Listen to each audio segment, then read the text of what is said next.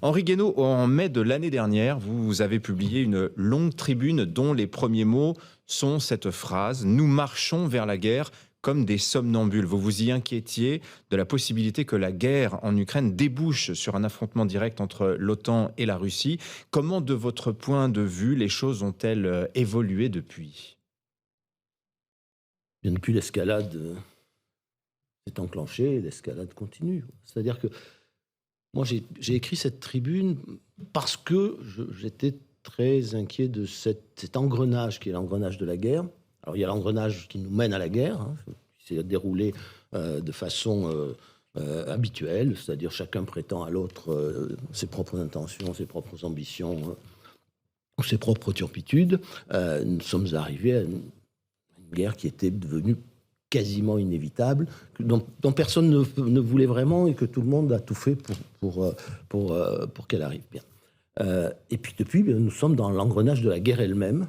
Et c'est toujours la même histoire depuis qu'il y a des guerres dans le monde. La guerre, ça ne se maîtrise pas. La guerre, ça ne se contrôle pas. La guerre, c'est une montée aux extrêmes qui fait faire aux différents protagonistes du conflit des choses qu'ils n'auraient jamais imaginé faire de toute leur vie. Ah, Truman ne pensait pas qu'il allait jeter deux bombes nucléaires deux bombes atomiques sur le Japon, ni tuer des dizaines de milliers de personnes dans les bombardements de Tokyo, pas plus que à vous écouter, on a l'impression que la responsabilité est partagée entre l'OTAN et la Russie. La responsabilité de déclencher le conflit. Non, la responsabilité de déclencher le conflit, c'est la Russie qui l'a déclenché. Mais on n'est pas arrivé là par hasard. Je veux dire, ça n'est jamais vrai. Jamais il n'y a qu'un seul coupable. Jamais il n'y a qu'un seul responsable. Tous les protagonistes sont responsables. On n'est pas arrivé à la guerre de 14 simplement par la faute des Allemands. On est arrivé à la guerre de 14 parce qu'on avait tous mis en place, tous les Européens, une machine infernale qui a conduit à ce conflit. La guerre de 40, c'est pas seulement Hitler. La guerre de 40, il faut remonter beaucoup plus loin pour en voir les origines. Il faut remonter à la guerre elle-même. Il faut remonter aux traités qui l'ont suivi. Il faut remonter à ce qu'on a fait subir à la société allemande, qui a fait que la société allemande a appelé le nazisme et appelé Hitler. Et puis ensuite, pendant 5 ans, jusqu'en 1938, on n'a rien fait. Voilà. Donc tout le monde a sa part de responsabilité et c'est très important de s'en rappeler parce que j'entends souvent dire mais ça c'est de l'histoire, c'est pas important. Ce qui compte maintenant c'est le présent et c'est le présent, même pas l'avenir. Mais si c'est important. C'est important pourquoi ? C'est important au moins pour que nous comprenions nous aussi que nous ne sommes pas le camp du bien. Et ça, c'est très important parce que si on pense que nous sommes le camp du bien, nous pouvons tout nous permettre. Le bien peut tout se permettre. Et si l'autre en face passe la même chose, vous imaginez où nous allons. Nous poserons bientôt la question de la diplomatie, à tout le moins l'horizon possible de la paix s'il y en a un, mais dans l'explication des causes de la guerre. On a beaucoup parlé depuis 1 an, quand on cherchait à comprendre les actions de Vladimir Poutine, on dit qu'il se sentait encerclé par l'OTAN, et cet encerclement par l'OTAN a provoqué à certains égards sa réaction. Mais est-ce qu'on ne peut pas comprendre les Baltes, les Polonais et tous les autres peuples qui ont une longue histoire, appelons ça de domination par les Russes? Est-ce qu'on ne peut pas comprendre finalement que tous ces peuples ont moins été annexés par l'OTAN, ils ont demandé la protection de l'OTAN contre la Russie, qui a finalement confirmé leur crainte en s'emparant de l'Ukraine? Oui, non, mais moi je comprends tout à fait. Mais comprendre, c'est déjà rentrer dans l'histoire. Bon, c'est déjà penser qu'il y a d'autres acteurs que ceux que nous voyons sur la scène, c'est-à-dire des acteurs qui sont en nous, qui sont dans les peuples, dans leur inconscient, dans leur mémoire, des acteurs qu'on peut appeler des civilisations, une histoire, des drames, des crimes, Bon, bien sûr, je comprends, mais une fois qu'on a compris cela, d'abord il faut l'étendre à tout le reste, il faut l'étendre aussi aux Ukrainiens, aux Russes, il faut aussi regarder les implications de tout cela, non seulement sur l'Ukraine, non seulement sur la Pologne, la Lituanie, les pays baltes, etc., mais sur toute l'Europe, sur tout le continent et sur le monde entier. Voilà. Et que nous avons notre part de responsabilité, nous occidentaux, comme nous en avons une forcément dans l'histoire qui précède, nous en avons une dans l'histoire qui suit. C'est-à-dire que moi j'entends dire c'est aux Ukrainiens à décider. Alors déjà, c'est aux Ukrainiens à décider s'ils rentrent dans l'OTAN. Non, les Ukrainiens décident qu'ils veulent entrer dans l'OTAN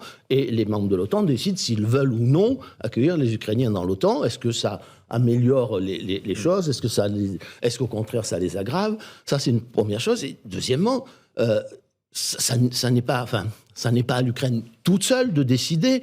Mais au temps présent, à quoi pourrait ressembler, parce que d'autres en appellent, je crois que c'est un peu votre cas aussi, une option diplomatique.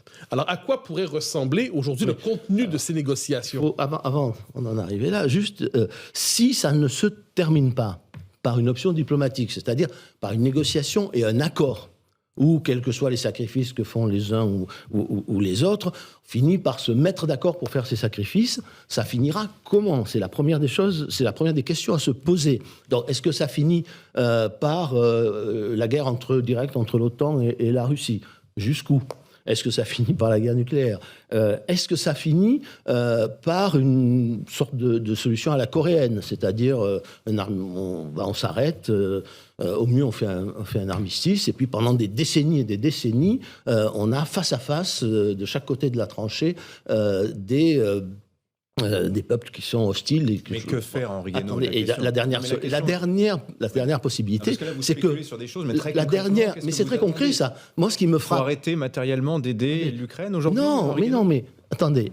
D'abord, il faut se demander quels sont les enjeux. Moi, ce qui me frappe, c'est que dans ce débat, les enjeux ne sont jamais posés. Il y a une dernière hypothèse aussi, c'est qu'au pied du mur de l'engrenage, au pied du mur de la guerre totale, qui vous dit que les Américains, qui vous dit que les Européens seront ce jour-là aux côtés des Ukrainiens? Qui vous dit que la plus grande menace de Munich n'est pas celle-là? C'est-à-dire exactement ce qui s'est passé pendant la Seconde Guerre mondiale. Vous savez, on dit on a des alliances avec la Tchécoslovaquie, avec tous les pays, ce qu'on appelait la petite entente. Et puis quand on arrive au pied du mur, on n'a pas les moyens d'aider la Tchécoslovaquie, surtout à partir du moment où la Pologne ne veut pas que les Russes passent par leur territoire. Bon, on la laisse tomber. Alors, c'est honteux, mais l'histoire ne commence pas là, elle commence bien avant. Et quand arrive le tour de la Pologne, on déclare la guerre, mais on ne va pas en Pologne. On reste derrière la ligne Maginot, et la Pologne se fait dépecer par la Russie et par l'Allemagne. Mais qui vous dit que ça ne finira pas comme ça si on va trop loin ? C'est-à-dire si la guerre nous échappe. Justement, vous dites qu'on va trop loin. Qu'est-ce qu'il faut faire concrètement? Est-ce qu'il faut qu'on arrête les livraisons d'armes? Non, mais les livraisons d'armes, il fallait s'en servir.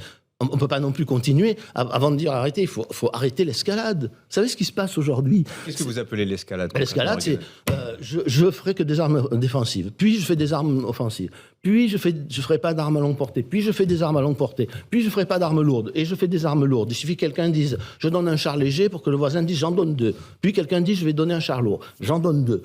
Enfin, on est dans une espèce de fuite en avant psychologique de la part de tous les dirigeants européens. Les Américains sont un peu plus entrés, laissent les autres faire, mais c'est terrible. Il n'y a plus aucune réflexion pour savoir où ça nous mène. C'est-à-dire qu'on ne sous-pèse pas les enjeux et on continue cette échelle de perroquet. Et puis ça va être les avions, et puis ça va être quoi après ? Mais Henri Guénaud, vous avez justement le mérite de poser la question de la possibilité du pire, ce que d'autres refusent de faire en disant il faut aller jusqu'au bout. Bon, vous posez la question de la possibilité du pire. Non, c'est pas la possibilité du pire. C'est que si on ne sort pas par la diplomatie, de toute façon, que ce soit la victoire de la Russie, je ne sais pas ce que ça veut dire, ou la défaite de la Russie, je ne sais pas ce que ça veut dire exactement non plus, de toute façon, c'est une catastrophe. Alors, est-ce que vous avez une idée, cela dit, de ce que pourrait vouloir dire une paix de compromis? Par exemple, est-ce que l'Ukraine devrait, selon vous, envisager de céder les territoires de l'Est? Est-ce que c'est une option? Donc des concessions. Toutes les options sont sur la table. Toutes les options sont sur la table. La première condition, c'est que on ne s'engage plus à faire entrer l'Ukraine dans l'OTAN et même dans l'Union européenne. Voilà, ça n'a rien à voir avec les territoires, mais ça a beaucoup à voir avec la façon dont la Russie, qu'on le veuille ou non, perçoit la menace d'un OTAN à ses frontières. Alors on peut toujours dire l'OTAN ne menace personne, etc. Mais peut-être, en tout cas, vous êtes obligé aussi de tenir compte de la façon dont pense l'autre. L'autre que vous ne pouvez pas détruire, que vous ne pouvez pas anéantir. Voilà. Et si vous l'anéantissiez, vous vous anéantiriez aussi. Donc, il faut réfléchir à ce que pense l'autre. Bon.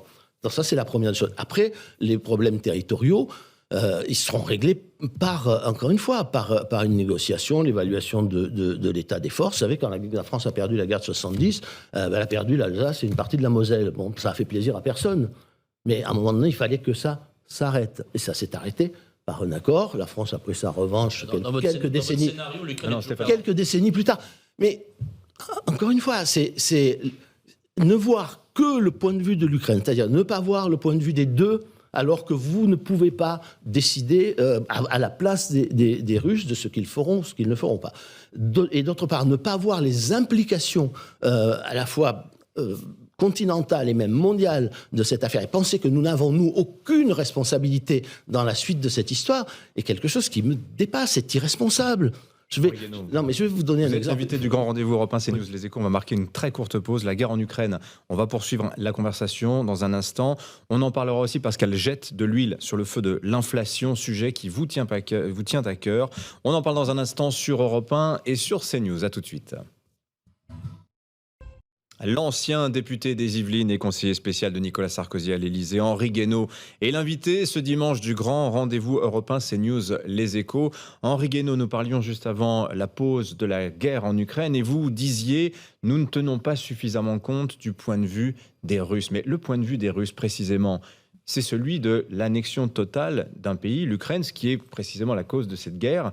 Comment tenir compte de ce point de vue pour arriver à un compromis, comme le disait Mathieu Bocoté, qui cherchait les voies d'une paix négociée? Si vous n'avez pas de paix négociée, de toute façon, que la Russie gagne ou qu'elle perde, que l'Ukraine gagne ou qu'elle perde, vous allez d'abord, rejeter la Russie, même victorieuse, dans l'Asie, quand même un formidable bouleversement géopolitique depuis Pierre le Grand.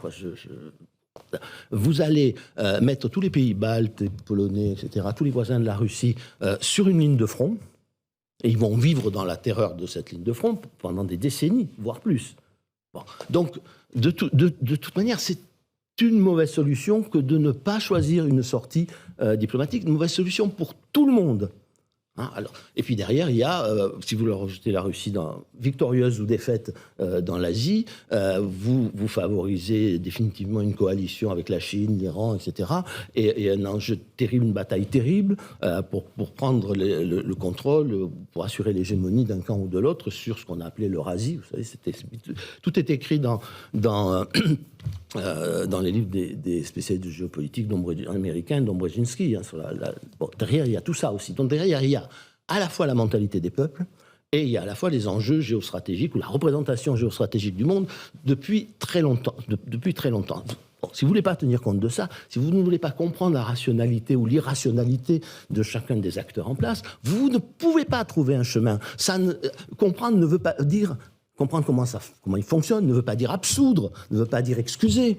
Mais si vous dites, de toute façon, il n'y a rien à comprendre, de toute façon, on va tous les juger, de toute façon, on va les pendre... C'est comme ça que vous jugez aujourd'hui les diplomaties écoutez les discours. C'est une fuite en avant. On ne veut même pas évoquer ce qui pourrait se passer après. On ne veut pas... On dit, la défaite, on va aller jusqu'à la victoire c'est quoi la victoire de l'Ukraine? C'est jusqu'où? La défaite de la Russie? C'est jusqu'où? C'est quoi? Ça veut dire quoi? Il y avait une très bonne tribune d'Habermas, le philosophe allemand, dans Le Monde il y a quelques jours, qui disait mais ça veut tout dire et n'importe quoi. De dire on va accompagner jusqu'à la victoire ou la défaite. Donc il faut trouver une sortie. Donc il faut un cessez-le-feu et il faut mettre des choses sur la table et puis négocier. Voilà. Si on ne veut pas négocier, si on veut continuer cette espèce de fuite en avant, qui est une fuite en avant psychologique, c'est-à-dire que personne dans les dirigeants occidentaux n'a le caractère suffisant aujourd'hui pour résister à cette fuite en avant.